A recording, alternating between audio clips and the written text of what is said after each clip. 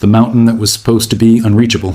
There's a mountain in Iran that engineers spent roughly 4 decades convinced could never be cracked open. On a night most of the world only learned about after it was already over, an American weapon reportedly punched through hundreds of feet of solid rock and tested that assumption directly. This isn't a story about a single dramatic explosion. It's a story about a 40-year bet Iran made on depth as protection, and what happens when the weapons built to defeat that bet finally catch up to it. Why Iran went underground in the first place. Iran never had the option of fighting the United States or Israel in open air. Its fighter fleet is decades old, pieced together from parts acquired before sanctions cut off new purchases, and its air defense network, while improved in recent years, has repeatedly proven vulnerable to modern precision strikes. Iranian military planners recognized that weakness a long time ago, and rather than try to close the gap in the sky, they made a different bet. If you can't win the air war, take the war underground, where aircraft and radar can't easily follow. That bet produced what analysts describe as an extensive underground missile infrastructure carved into Iran's interior, with one particularly significant complex believed to sit near Isfahan. Not a single bunker, but a network of tunnels branching into storage chambers, launch corridors, and maintenance bays bored into rock specifically chosen for its density. Commercial satellite imagery going back close to 2 decades reportedly shows this kind of site expanding in visible phases. New tunnel entrances appearing, existing ones reinforced, terrain around each opening shaped to blend into the surrounding mountainside. Some intelligence assessments have gone further, suggesting Iran built decoy entrances into the same mountain ranges, structures engineered purely to draw an expensive American strike onto empty rock rather than an actual missile depot. That specific claim about decoys hasn't been independently confirmed in the reporting I could verify, but it fits a documented pattern of deliberate camouflage and dispersal in how these sites have been built. Iran isn't the only country that's tried this. Iran didn't invent this doctrine. Burying critical military infrastructure under mountains has real precedent elsewhere. North Korea has spent decades hollowing out ridgelines to shelter artillery, command posts, and parts of its weapons program from anything short of a direct strike.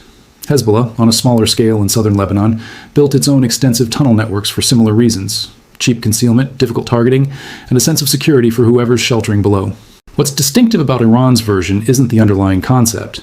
It's the scale and the integration, tying underground missile storage directly into a broader industrial and military supply chain, so that production, storage, and eventual launch could theoretically happen with minimal exposure to outside observation.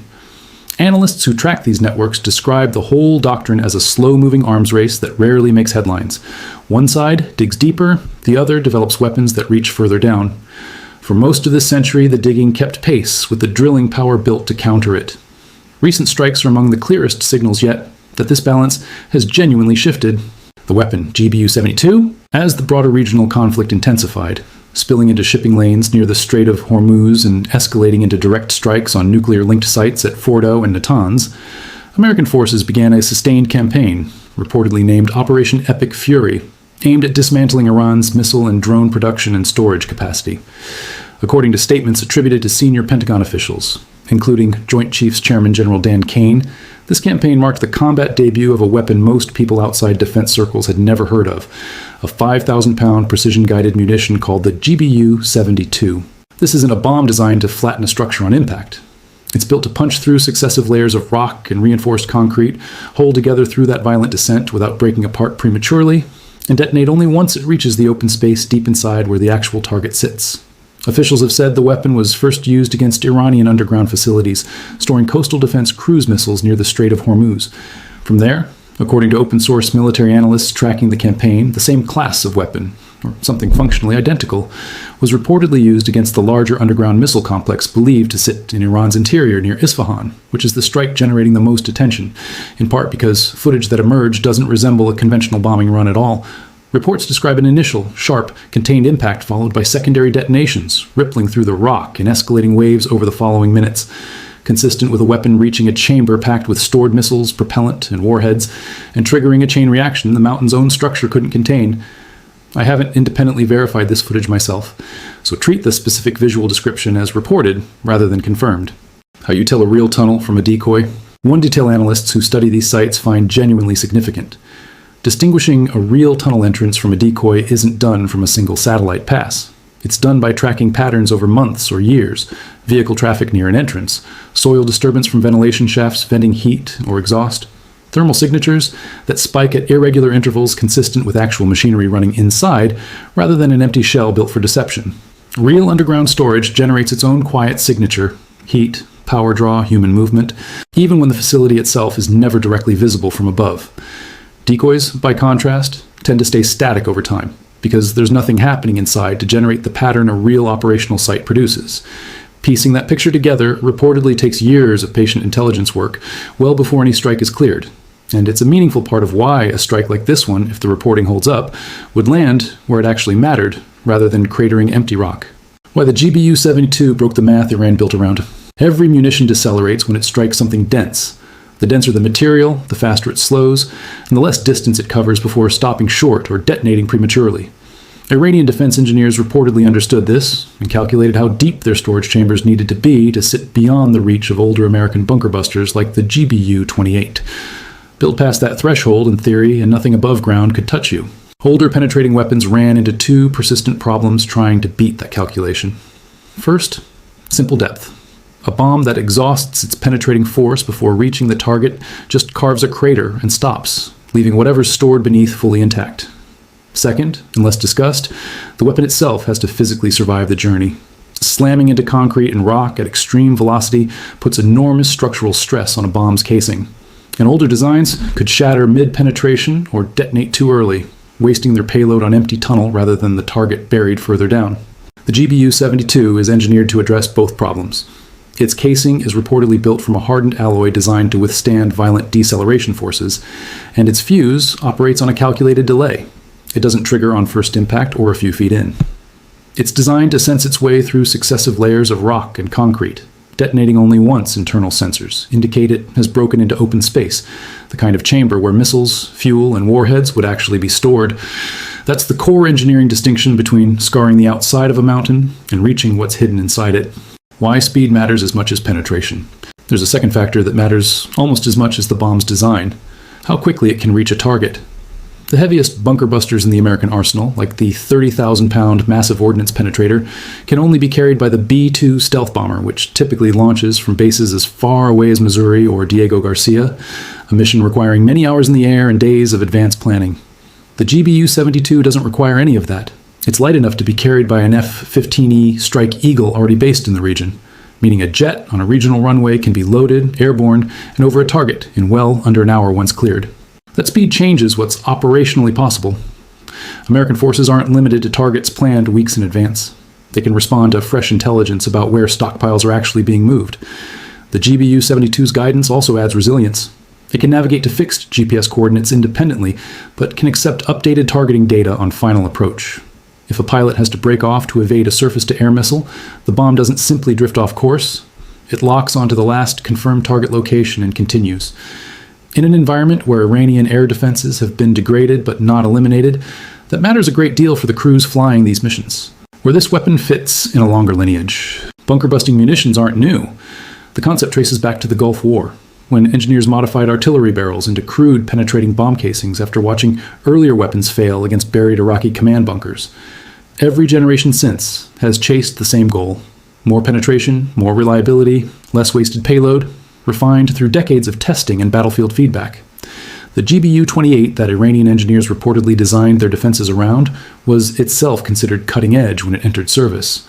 But weapons technology doesn't stand still once an adversary has calculated its defenses around a specific threshold, and the GBU-72 represents the next link in that chain, built on improved metallurgy and a more refined understanding of how rock and concrete behave under extreme stress. Iran wasn't defending against a static threat. It was defending against a moving target while its own defensive depth stayed fixed. The more cautious read on actual damage. Here's where the story gets more complicated, because not everyone agrees on how much damage was actually done. Several open-source military analysts who reviewed satellite imagery after strikes on underground facilities in Hormozgan and near Isfahan reportedly offered a more cautious read than the initial coverage suggested. According to that analysis, strikes appear to have severely damaged tunnel entrances, surface support buildings, and visible equipment. But the deepest vertical launch shafts, arguably the actual core of the complex, reportedly show no confirmed direct hits. In other words, this may have sealed the mountain rather than fully destroyed everything sheltered inside it. That distinction matters more than it might sound. Sealing an entrance can still prevent missiles from being moved out for launch for weeks or months, trap transporter vehicles inside the tunnel network, and knock out the surface logistics needed to move anything toward a launch position. Even a strike that falls short of total destruction can impose a real operational cost, just a different kind of cost than dramatic footage might suggest at first glance. Why the missile program matters. So much to Iran's strategy. Iran's ballistic missile stockpile isn't just a weapons cache. It's connective tissue holding together much of the country's broader strategic posture. Without a credible missile threat, a lot of what Iran relies on to project regional power loses weight. That's why a degraded arsenal, even partially degraded, changes calculations well beyond the battlefield, including at the Strait of Hormuz, where roughly a fifth of the world's seaborne oil passes daily, and where Iranian officials have repeatedly declared the strait closed even as commercial vessels continue transiting under American naval escort. That gap between declaration and reality says a lot about where actual control of the strait currently sits, and it's part of why energy markets react within hours whenever Iranian officials hint at closing it. Shipping insurers adjust premiums, Gulf producers look at alternative routes, and traders price in a risk premium tied less to actual supply than to the plausibility of Iran following through on its threats. The fracture inside Iran's own government. Here's something that stayed consistent throughout this conflict, and it may be the single most important thing for understanding why ceasefires and negotiations keep collapsing. Iran's government doesn't speak with one voice. In practice, it behaves like two separate centers of power that frequently don't agree. On one side, the political and diplomatic leadership, the foreign ministry, negotiators, and whatever remains of the inner circle around Iran's supreme leader, whose priorities center on regaining international legitimacy, securing sanctions relief, and avoiding a total collapse of the regime's structure. On the other, the Islamic Revolutionary Guard Corps, which controls the bulk of Iran's missile program, drone fleet, and regional proxy network, and whose institutional interest runs toward protecting the leverage that capability provides. Because that leverage is precisely what makes the IRGC matter inside Iran's own domestic political system. Throughout this conflict, a recurring pattern has shown up.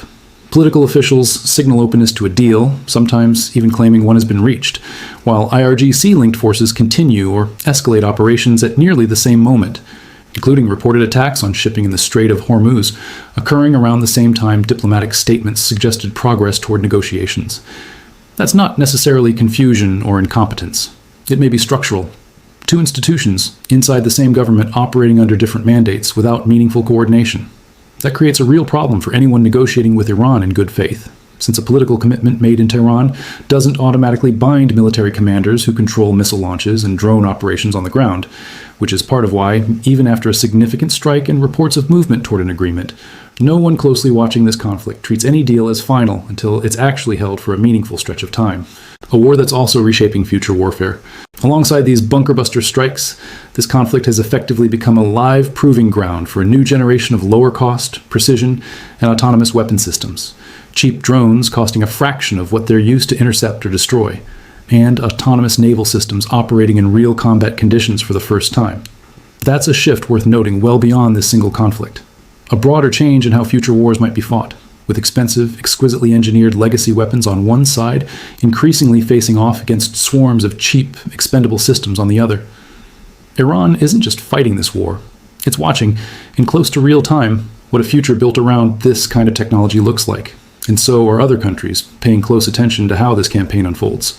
The regional reaction has been telling too. Gulf states that have spent years hedging their relationship with Tehran, avoiding full alignment with either Washington or Iran, are reportedly recalculating what deterrence looks like in practice, with some moving to reinforce coordination with American air defense assets on their territory.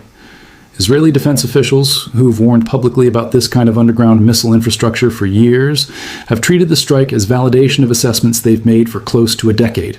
And Iranian state media messaging has reportedly been notably split, official statements downplaying the damage even as unverified footage continues circulating, a small window into the same internal fracture described above, a government trying to control a narrative its own population is already watching unfold on their phones.